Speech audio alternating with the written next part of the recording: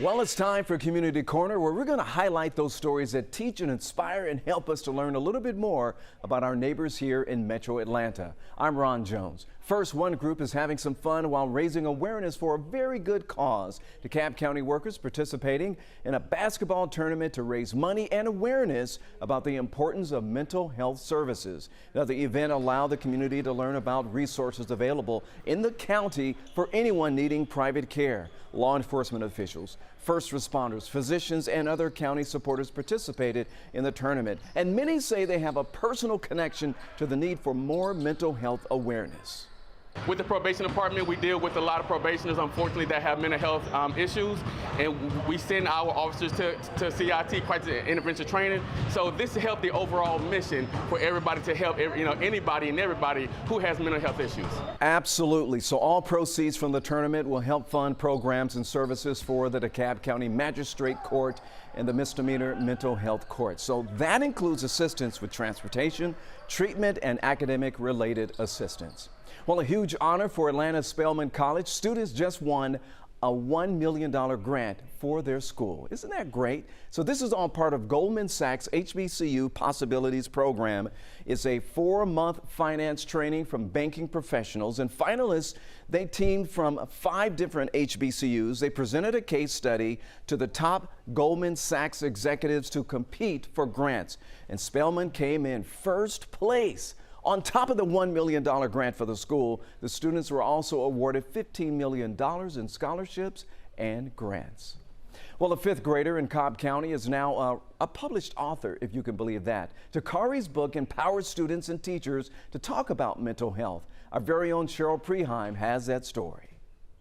Impact isn't about age. What's happening inside Varner Elementary is proof. They're so incredibly proud. Takari Tatum is 11. His latest project will soon be part of the school library. Hi, Takari. His Snap It bracelets are already part of the school culture, taking on mental health openly. Anytime you feel stressed or anxious, you just snap it. His book about them is about to be released. Seeing it all come together was like such a surreal experience. I was really just thinking about all the stuff that happened in my life with my mental health journey and just putting those words on the paper. Takari's best friend, his grandfather, died in the pandemic. Takari saw so many of his friends struggling too. The book is an extension of telling people that mental health matters, and it's a serious thing that almost everybody goes through. I just can't even put it in words how proud I am of him.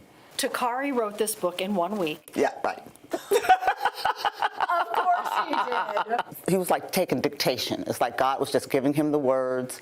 Just amazing me more every day. Mrs. Lori Mendenhall supported every step.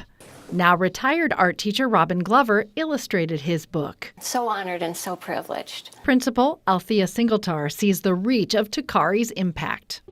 For students to see that you can have a great idea and you see it through and all kinds of wonderful things can happen. I hope kids who read the book feel that they're not alone. A message that's made a difference for his dad, too. He just does not know how big of an impact this has made.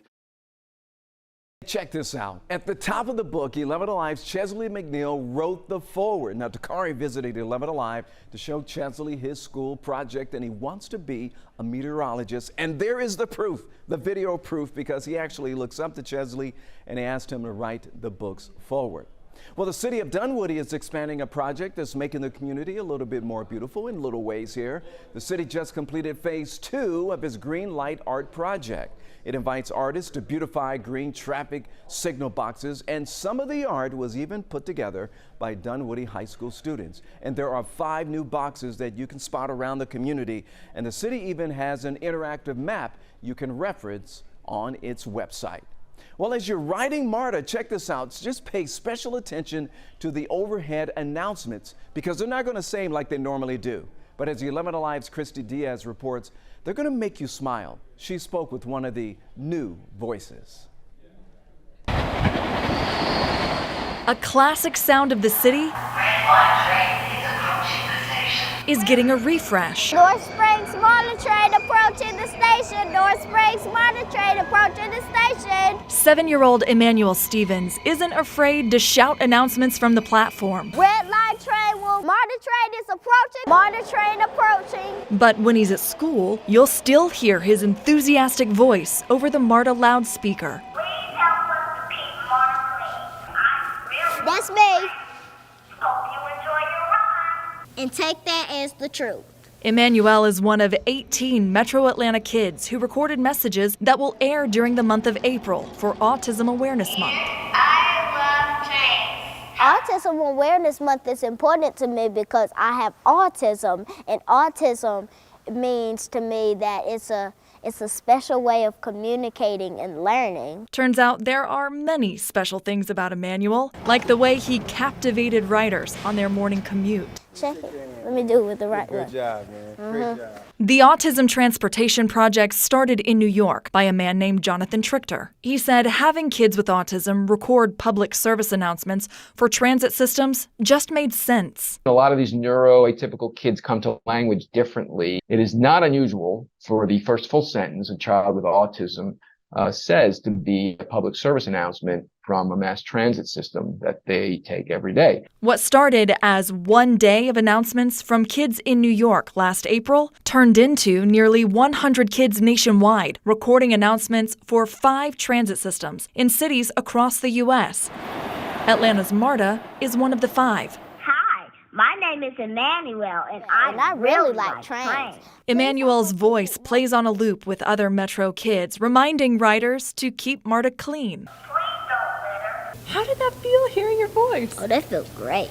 Offering riders an unexpected smile on a ride through the city. Happy Autism Awareness Month 11 Alive News broadcast. In Atlanta, Christy Diaz, 11 Alive News. We got some exciting news from Zoo Atlanta. We're getting a look at the newest addition, a little baby gorilla, after announcing the pregnancy back in December.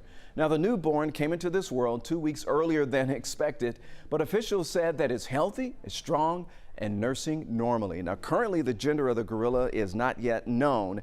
And as you can see, this is Mama Shalia. She is very excited to show off her little one.